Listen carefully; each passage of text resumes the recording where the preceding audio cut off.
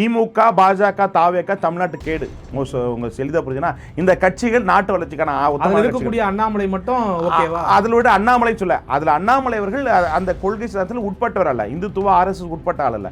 அவர் படித்தவர், அந்த மோடியை ஏற்றுக்கொண்டு குருநாதர் ஏற்றுக்கொண்டு போனார், இல்லைன்னு சொல்ல. ஆனா அவருடைய சித்தாந்தம் செயல்பாடு தொழில்நுட்பங்கள் வேறையாக இருக்கு. நான் பார்க்க போறேன் அவர் பேசியதும் செயல்களையும்.